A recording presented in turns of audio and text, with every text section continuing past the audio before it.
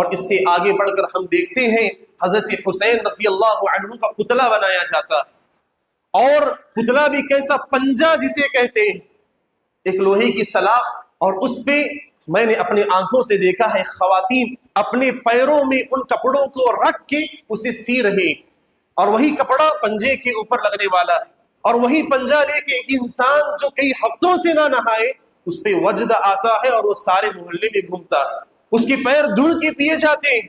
عجیب معاملہ ہے، عجیب حالت مسلمانوں کی ہے میرے بھائیوں، عجیب حالت مسلمانوں کی ہے میرے بھائیوں۔ افسوس کرنے کی بات ہے، جن چندیوں کو، جن کپڑوں کو پیر میں رکھ کے ایک خاتون جسے اپنے ہاتھ سے پیوند لگائے اور ان چندیوں کو آپ کسی لوہے کے سلاخ پہ ڈالیں، اس میں حضرت حسین رضی اللہ عنہ کی روح آئے گی۔ اللہ نے قرآن میں فرمایا ان الابرار لفی نعیم ان الابرار لفی علیین، جو نیک لوگ ہیں ان کی روح کہاں پر ہے؟ اونچے مقام پر ہے، ان کی روح اللہ نے نعمتوں میں رکھی ہے، جنت کا رزق اللہ انہیں دے رہا ہے۔ وہ جنت کا رزق چھوڑ کے انڈیا میں اور ہمارے اس ملک میں اور یہاں وہاں دنیا میں ہاتھ سے پیروں میں رکھ کے چنیاں بنائی جائے، اس میں حضرت حسین رضی اللہ عنہ آئیں گے۔ کس قدر بیوقوفی کی بات ہے میرے بھائیوں۔ دراصل ہم غور کریں تو بات معلوم پڑے گی، یہ بھی غیروں سے عقیدہ لیا گیا ہے۔ غیروں کے یہاں یہ عقیدہ ہے کہ مرنے کے بعد آتما بھٹکتے رہتی ہے، آتما یہاں وہاں جاتی رہتی ہے۔ وہی عقیدہ مسلمانوں نے نام نہاد مسلمانوں نے لے لیا، کہتے حسین رضی اللہ عنہ کی جو روح ہے وہ یہاں وہاں بھٹکتے رہتی ہے۔ اور سوچنے کی بات ہے، ایک وقت میں 1000 پنجے، کتنی روح ہے حضرت حسین رضی اللہ عنہ، کتنی روح ہے ان کی، کتنے پنجوں میں جائے گی؟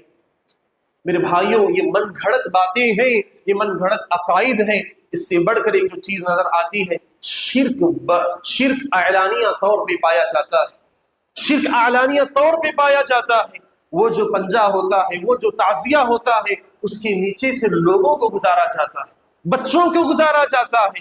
کیوں؟ اس کے ذریعے سے بچوں پر آنے والی بلائیں مصیبتیں دور کرے، اس کے ذریعے سے مدد مانگی جاتی ہے، اولاد مانگی جاتی ہے، پریشانیوں سے نجات مانگی جاتی ہے۔ اللہ رب العالمین نے قرآن مجید میں ارشاد فرمایا انه من يشرك بالله فقد حرم الله عليه الجنہ ومأواه النار وما للظالمین من انصار۔ جو لوگ اللہ کا مقام کسی اور کو دیتے ہیں، داتا، مددگار اور مصیبتوں سے نکالنے والا اللہ کو چھوڑ کے کسی اور کو بناتے ہیں، اولاد اللہ کے علاوہ کسی اور سے مانگتے ہیں، اپنے مصیبتوں اور تکلیفوں میں اللہ کے علاوہ کسی اور سے استغاثہ کرتے ہیں، اللہ رب العالمین نے فرمایا یہ شرک ہے، اور ایسے لوگوں پہ اللہ نے جنت کو حرام کیا ہے۔